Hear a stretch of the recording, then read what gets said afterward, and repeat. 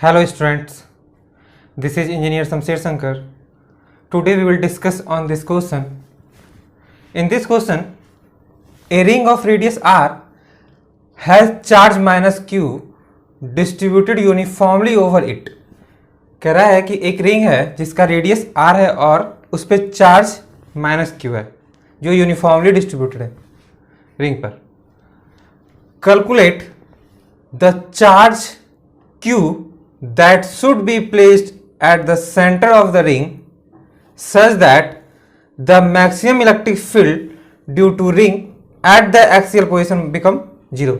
कह रहा है कि कैलकुलेट करना है उस चार्ज को Q को जो रिंग के सेंटर पे रखा जाना चाहिए such that the maximum electric field at axial position due to ring. जो मैक्सिमम इलेक्ट्रिक फील्ड होता है एक्सियल पोजीशन पे रिंग की वजह से वो 0 हो जाए, उसके लिए हम लोग Q का वैल्यू कितना होगा निकालना है. तो इसका डायग्राम समझते हैं. तो मान लो कि ये कोई रिंग है, ठीक है, ये रिंग है और इस पे माइनस Q चार्ज डिस्ट्रीब्यूटेड है यूनिफॉर्मली और उसका रेडियस r है. ये रेडियस मान लो सेंटर पे, तो ये रेडियस हो गया r और चार्ज q है. अब कह रहा है कि calculate the charge q that should be placed at the centre of the ring.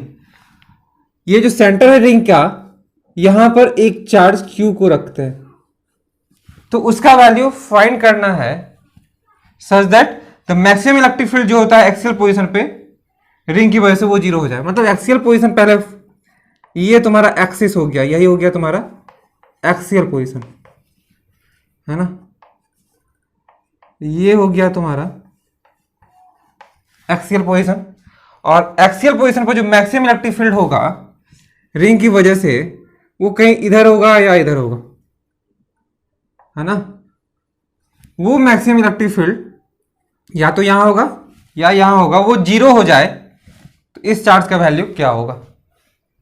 ठीक है, इस चार्ज जब रिंग की वजह से ये जो इलेक्ट्रिक फील्ड है मैक्सिमम इलेक्ट्रिक फील्ड होगा, उससे 0 करने के लिए ये चार्ज को लाया गया है, तो वो चार्ज का वैल्यू कितना होगा, यही क्वेश्चन में करना है.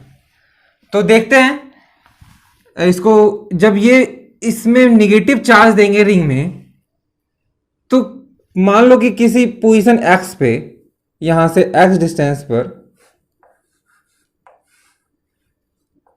मैक्सिमम इलेक्ट्रिक फील्ड होता है और जो मैक्सिमम इलेक्ट्रिक फील्ड होता है वो इस डायरेक्शन में होगा. यहां पे क्यों ऐसा होगा? क्योंकि ये निगेटिव चार्ज है रिंग पे, तो रिंग की वजह से इलेक्ट्रिक फील्ड इस डायरेक्शन में आएगा.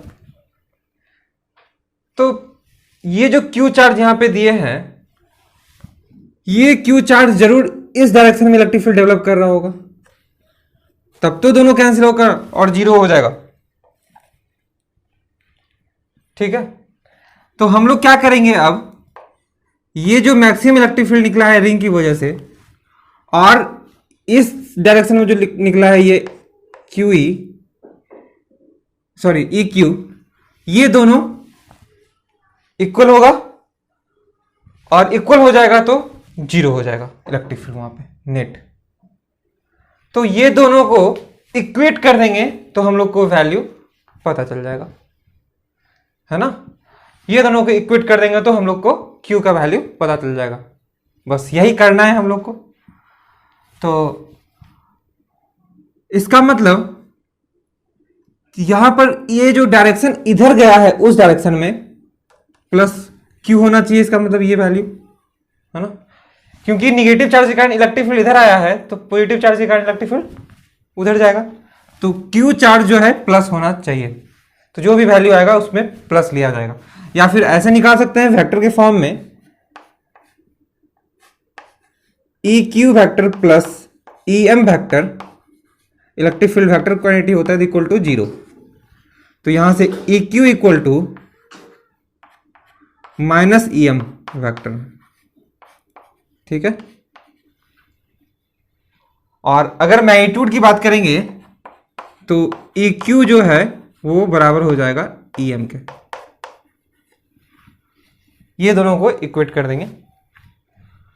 तो अब पहले इलेक्ट्रिक फील्ड देखेंगे कि रिंग की वजह से इधर इलेक्ट्रिक फील्ड कितना होता है एक्सियल पोजीशन पे, और उसका मैक्सिमम वैल्यू निकालेंगे कि मैक्सिमम वैल्यू फिर कहां पर होगा। तो electric field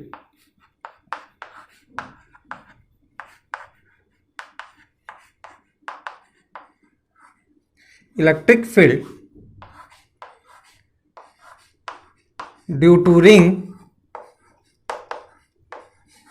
at axial position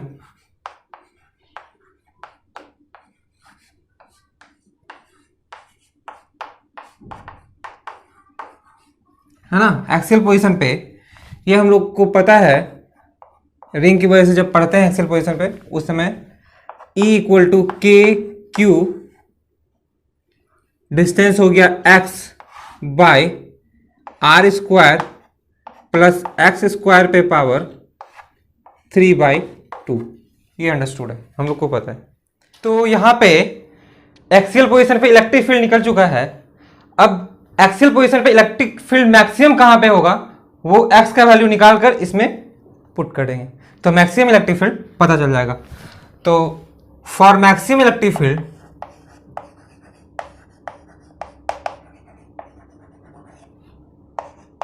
field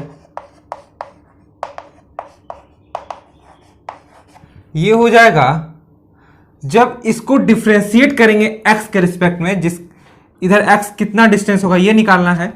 तो हम लोग यहाँ पे डी बाय डी एक्स करेंगे इक्वल टू 0, और उस समय जो x का वैल्यू आता है वहीं पे मैक्सिमा या मिनिमा होता है ना। तो x का वैल्यू हम लोग को यहाँ पे आता है सॉल्व करने के बाद प्लस माइनस r/√2। प्लस भी आया माइनस भी आया, कहने का मतलब ये जो x का वैल्यू अब है r/√2 हो जाएगा, और इधर x equal to minus r/√2 है ना, दोनों साइड होगा मैक्सिमम, इधर भी और इधर भी। तो अब मैक्सिमम वैल्यू हो गया मैक्सिमम इलेक्ट्रिक फील्ड है ना, मैक्सिमम इलेक्ट्रिक फील्ड जो हो जाएगा। अब x का वैल्यू यहां पे पुट कर देंगे तो A equal to K Q, x की जगह पे r/√2, सिर्फ प्लस वाला ले लेंगे, मैग्नीट्यूड लेना है हमको, bye r square plus r/√2 का स्क्वायर पे पावर 3/2। और जब इसको सॉल्व करते हैं तो E मैक्सिमम आ जाता है 2k Q by 3√3 r square. ठीक है, ये मैक्सिमम इलेक्ट्रिक फील्ड आ गया एक्सियल पोजीशन पे रिंग की वजह से। अब जिस ये x equal to r/√2 distance पे आया है मैक्सिमम इलेक्ट्रिक फील्ड, तो उसी इलेक्ट्रिक फील्ड को जीरो करना है तो इतना ही डिस्टेंस पे जो q के वजह से इलेक्ट्रिक फील्ड आएगा वो दोनों बराबर होगा। तो कितने डिस्टेंस पे r/√2, तो electric field due two point charge जो आएगा वो x/√2 पे वो इतना ही आना चाहिए। तो लिखेंगे यहां पे electric field due two point charge, ये हो जाएगा EQ equal to K Q by r/√2 का होल स्क्वायर। मतलब EQ यहां से आ गया के क्यू बाय r स्क्वायर, और ये √2 का स्क्वायर ऊपर चला जाएगा 2। ये electric field due two point charge हो गया। ये दोनों बराबर ही आना चाहिए तब जीरो हो जाएगा, यहां पे दोनों कैंसिल आउट हो जाएगा एक दूसरे। तो यहां पे लिखेंगे फ्रॉम इक्वेशन फर्स्ट, इस इक्वेशन को फर्स्ट मान लिए है ना। तो ये हो गया EQ फ्रॉम इक्वेशन फर्स्ट लिख लो यहां पे,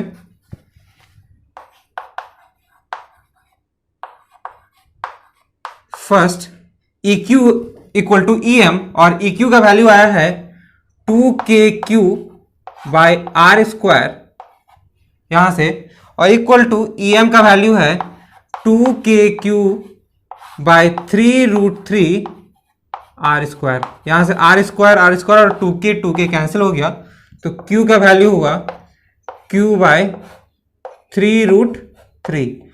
और ये जो Q का वैल्यू ये प्लस में आएगा, क्योंकि पहले ही बता चुके हैं कि EM जो है निगेटिव चार्ज के कारण इस डायरेक्शन में आ रहा है, टुवर्ड्स द नेगेटिव चार्ज, तो इसको उधर जाने के लिए Q का वैल्यू पॉजिटिव होना चाहिए, इट शुड बी पॉजिटिव, ठीक है, Q का वैल्यू पॉजिटिव होना चाहिए, तो इसीलिए यहां पर हम लोग पॉजिटिव वैल्यू लिया।